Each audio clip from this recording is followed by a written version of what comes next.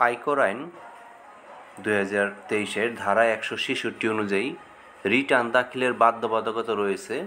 এমন কোনো করদাতা কর দিবসের মধ্যে রিটার্ন দাখিলে ব্যর্থ হলে আয়কর আইনের অন্যান্য বিধানের অধীন উদ্ভূত দায় অক্ষুণ্ণ রেখে নিম্ন বর্ণিত নিয়মে করদাতার কর নির্ধারিত ও পরিশোধিত হবে, যথা মোট প্রদেয় করের পরিমাণ এর সাথে করদাতা কর দিবসের মধ্যে রিটার্ন দাখিল করলে মোট যে পরিমাণ কর পরিশোধ করতেন সেই অঙ্ক।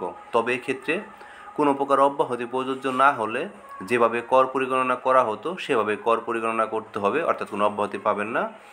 ন্যূনতম কর সারচার্জ সরল সুদ ব্যতীত এই আইনের অধীন প্রযোজ্য বা ধার্যকৃত অন্য কোনো জরিমানা বা অঙ্ক এর অন্তর্ভুক্ত হবে না। এর সাথে বাদ দিতে হবে ইতিমধ্যে পরিশোধিত অগ্রিম কর ও উৎসে করের সমষ্টি। নিম্নবর্ণিত রূপে নির্ধারিত মাসের সংখ্যা কর দিবস অতিক্রান্ত হওয়ার পর মাসের সংখ্যা যা অনধিক 24 হবে, কোনো মাসের ভগ্নাংশ পূর্ণ মাস হিসেবে গণ্য হবে, অর্থাৎ প্রতি মাসের জন্য 2% করে জরিমানা আসবে এবং অব্যাহতির সুবিধাটা পাওয়া যাবে না। এই ফর্মুলাতে তাকে কর নির্ধারণ এবং পরিশোধ করতে হবে। এটা উদাহরণ দেওয়া আছে।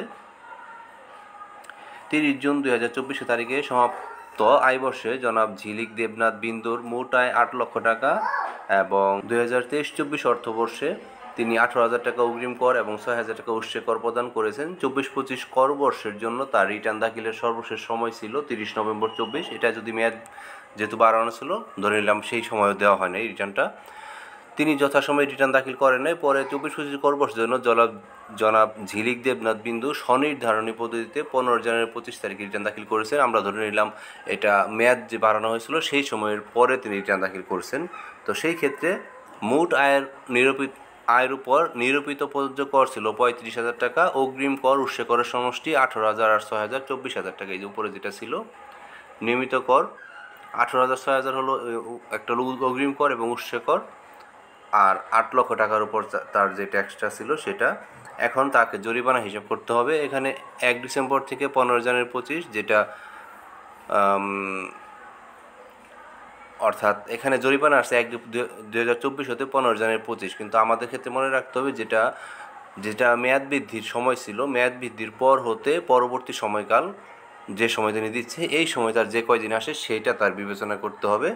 এইভাবে বিবেচনা করে তাকে এই ফর্মুলাতে দিতে হবে, যেটা মোট প্রদেয় কর এবং অব্যাহতি সুবিধা না পেলে এবং যে পরিমাণ কর আসতো অর্থাৎ 35,000 এবং 35,000 থেকে তার 24,000 ইতিমধ্যে পরিশোধিত ও উৎসে কর্তনকৃত কর যেটা 18,000 এবং 6,000 24,000, এটা 2 মাস দেরি হয়েছে, 2% করে সুদ দিতে হচ্ছে।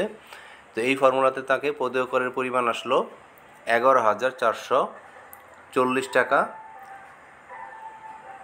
আর এখন তাকে যে রিটার্নটা দিতে হবে, আর যদি দেরিতে দরকার না থাকে 440 টাকা তাকে একটু অতিরিক্ত পরিশোধ করতে হলো।